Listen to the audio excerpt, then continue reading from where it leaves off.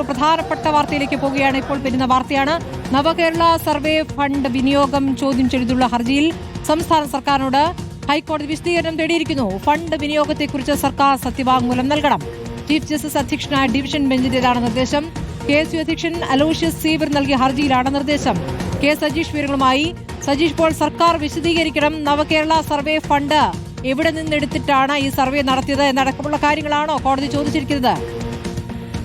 സ്മൃതി, വളരെ പ്രധാനപ്പെട്ട ഒരു വാർത്തയാണ് ഹൈക്കോടതിയുടെ ഭാഗത്തുനിന്ന് വരുന്നത്. സംസ്ഥാന സർക്കാരിന്റെ നവകേരള സർവേ ഫണ്ട് വിനിയോഗം ചോദ്യം ചെയ്ത് KSU സംസ്ഥാന അധ്യക്ഷൻ അലോഷ്യസ് സേവർ നൽകിയ ഹർജിയിലാണ് ഇപ്പോൾ സർക്കാരിനോട് വിശദീകരണം ചോദിച്ചത്. ഈ ഹർജിയിൽ പ്രധാനമായും പറഞ്ഞിരിക്കുന്നത് സർക്കാർ ഫണ്ട് ഉപയോഗിച്ചിട്ട് രാഷ്ട്രീയ പ്രേരിതമായി സർവേ നടത്തുന്നതാണ്. തെരഞ്ഞെടുപ്പ് മുന്നിൽ കണ്ടുകൊണ്ടാണ് ഇത്തരത്തിൽ രാഷ്ട്രീയ പ്രേരിതമായി സർവേ നടത്തുന്നത്. 20 കോടിയോളം രൂപ ഇതിനുവേണ്ടി മാത്രമായി നീക്കിവെക്കുകയും ചെയ്തിട്ടുണ്ട്. അതുകൊണ്ട് ഇത്തരത്തിൽ രാഷ്ട്രീയ പ്രേരിതമായി സർക്കാരിന് വേണ്ടിയും പാർട്ടിക്ക് വേണ്ടിയും നടത്തുന്ന ഈ സർവേ തടയണം എന്നതും ഫണ്ട് വിനിയോഗത്തെക്കുറിച്ച് സർക്കാർ സത്യവാങ്മൂലം നൽകണം എന്നതുൾപ്പെടെയുള്ള കാര്യങ്ങളാണ് ഈ ഹർജിയിലുണ്ടായിരുന്നത്. ഇത് ഹൈക്കോടതി ഇപ്പോൾ സർക്കാരിനോട് വിശദീകരണം തേടിയിരിക്കുകയാണ്.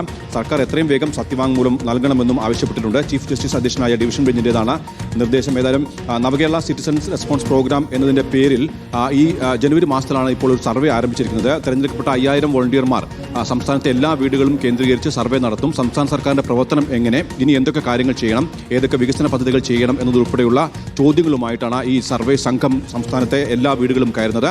ഇതുമായി ബന്ധപ്പെട്ട് നേരത്തെ തന്നെ പ്രതിപക്ഷം ആരോപണം ഉയർത്തിയിരുന്നു. ഇത് സർക്കാർ ഫണ്ട് ഉപയോഗിച്ച് രാഷ്ട്രീയ പ്രേരിതമായി നടത്തുന്ന സർവേയാണ്, സർക്കാരിന്റെ തുടർഭരണം ലക്ഷ്യമിട്ടുകൊണ്ട് അല്ലെങ്കിൽ സർക്കാരിന്റെ പദ്ധതികളുടെ ഫണ്ട് ഉപയോഗിച്ചുകൊണ്ട് സർക്കാരിന് വേണ്ടി രാഷ്ട്രീയ പ്രേരിതമായി നടത്തുന്ന ഒരു സർവേ എന്ന രീതിയിലാണ് പ്രതിപക്ഷം ഇതിനെ കണ്ടത്. ഇതിന്റെ ഭാഗമായിട്ടാണ് ഇപ്പോൾ KSU സംസ്ഥാന അധ്യക്ഷൻ ഹർജിയുമായി ഈ ഫണ്ട് അല്ലെങ്കിൽ ഈ സർവേ തടയണം എന്നാവശ്യപ്പെട്ടുകൊണ്ട് ഹർജിയുമായി ഹൈക്കോടതിയെ സമീപിച്ചത്. ഈ ഹർജിയിലാണ് ഇപ്പോൾ നിർണായകമായ തീരുമാനം ഹൈക്കോടതിയുടെ ഭാഗത്തുണ്ടായിരിക്കുന്നത്. സംസ്ഥാന സർക്കാർ എത്രയും വേഗം വിശദീകരണം നൽകണം, ഫണ്ട് വിനിയോഗത്തെക്കുറിച്ചുള്ള സത്യവാങ്മൂലം നൽകുകയും വേണം.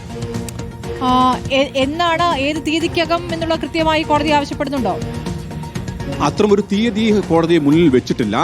ഈ ഫണ്ട് വിനിയോഗം സംബന്ധിച്ചാണ് നേരത്തെ ഈ ഹർജിയിൽ അലോഷ്യസ് സേവ്യർ പ്രധാനമായും ആരോപണമായി ഉന്നയിച്ചിരിക്കുന്നത്. ആ ഫണ്ട് വിനിയോഗത്തെക്കുറിച്ച് കൃത്യമായ ഒരു സത്യവാങ്മൂലം സർക്കാർ നൽകേണ്ടി വരും.